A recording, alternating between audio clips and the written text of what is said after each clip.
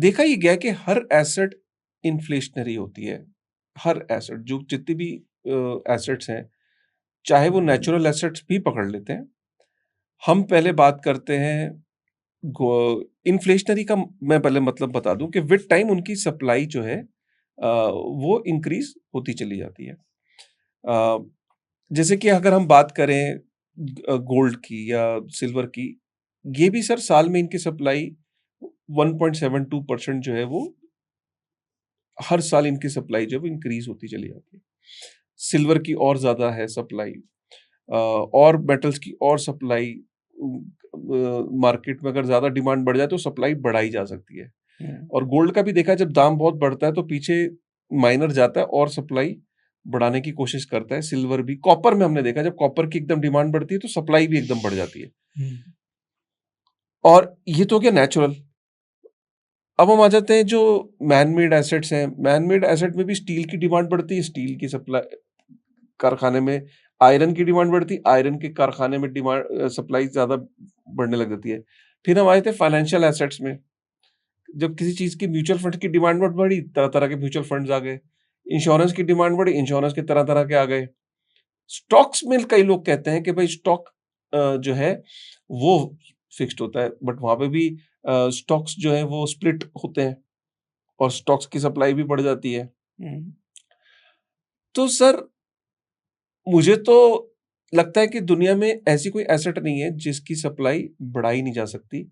और अकेला क्या बिटकॉइन है, और ये बिटकॉइन की खासियत है कि उसकी सप्लाई नहीं बढ़ाई जा सकती। इनफैक्ट विद टाइम उसकी सप्लाई जो है वो डिफ्लेशनरी है।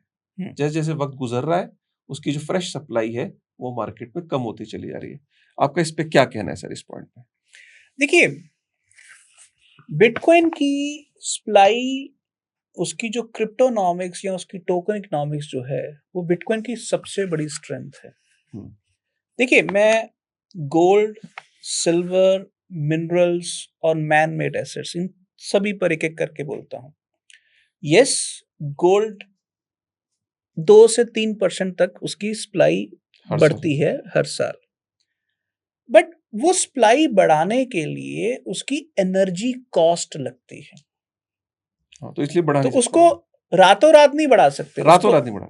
तो उसको बढ़ाने के लिए आपको बहुत मेहनत, बहुत पैसा इन्वेस्ट करना पड़ता, तब जाके बढ़ती है। इसलिए सदियों से 1.752% की है, वरना तो बढ़ जाती। हाँ, तो उसकी वो कॉस्ट हाँ, है। तो जितने भी मिनरल्स, चाहे सिल्वर है, चाहे कॉपर है, या स्टील से वगैरह जो भी है, आयरन वगैरह, जो जमीन से पैदा होते हैं, उनकी सप्लाई बढ़ती है, पर उसको बढ़ाने की एक कॉस्ट है। बट जो सेंट्रल बैंक है, वो जब मनी प्रिंट करता है, तो वो मनी प्रिंट करने के लिए उसको सिर्फ 2 बटन दबाने हैं और फिगर्स वो चेंज कर सकता है। इसलिए artificially central banks money supply कई गुना बढ़ा सकते हैं विद इन सेकेंड्स, जबकि गोल्ड, सिल्वर जैसी चीजों की सप्लाई अगर आप बढ़ाएंगे भी, तो वो कई महीनों के बाद जाके वो बढ़ेगी। वो भी कोई 20% नहीं बढ़ जाएगी, वो भी 2-3% से ज्यादा बढ़ने वाली नहीं है, और वो भी ह्यूज कॉस्ट के बाद। जबकि सेंट्रल बैंक के साथ ऐसा नहीं होता। उनकी cost of printing money literally zero है आज की तारीख में, बिकॉज सब मामला कंप्यूटर से चलता है। अब आगे स्टॉक्स की बात, या म्यूचुअल फंड्स की बात, या दूसरे फाइनेंशियल इंस्ट्रूमेंट्स की बात। देखिए, ये सारे के सारे इंस्ट्रूमेंट्स जब मार्केट में बढ़ते हैं, तो नेचुरली एक आम इंसान के लिए बड़ा मुश्किल हो जाता है कि इसमें से क्या पिक करे और क्या इग्नोर करे।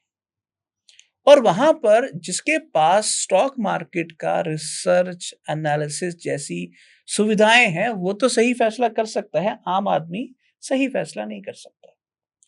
पर बिटकॉइन एक ऐसा सिस्टम है जिस सिस्टम में कोई भी बंदा सीधे एक्सप्लोरर पर जाओ, btc.com पर जाओ, और आप देख सकते हो कि कितने बिटकॉइन आज हैं, कितने बिटकॉइन हर 10 मिनट बाद पैदा हो रहे हैं, कितने माइनिंग पूल्स हैं, और ये जो बाकी के बचे हुए बिटकॉइन हैं, ये बिटकॉइन अगले 116 साल में आएंगे।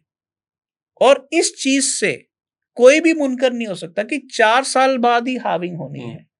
तो बिटकॉइन ने ऑलरेडी 4 सर्कल देख लिए हैं, 4 साइकिल देख ली है। 50 से 25, 25 से 12.5, 12.5 से 6.25 और 6.25 से लगभग 3.125। तो ये 4 साइकिल तो ऑलरेडी देख लिए। तो बिटकॉइन ने तो अपनी जो टोकन इकोनॉमिक्स का प्रिंसिपल था वो फुलफिल किया। हर 10 मिनट बाद ब्लॉक कंफर्म हो रहा और कुछ बिटकॉइन मार्केट में आ रहे हैं। तो अब सबको पता है कि 90% बिटकॉइन तो मार्केट में आ गए। अब बाकी का जो 10% है वो 116 साल में आना है, 116 साल में। यानी कि अब कोई तरीका ही नहीं है बिटकॉइन की सप्लाई को मैनिपुलेट करने का। अगर आप एनुअल इन्फ्लेशन बिटकॉइन का देखोगे आज की तारीख में तो वो 1% भी नहीं है। It has gone less than gold, gone down. मतलब ये अब गोल्ड को माना जाता था, गोल्ड से भी कम हो गया है।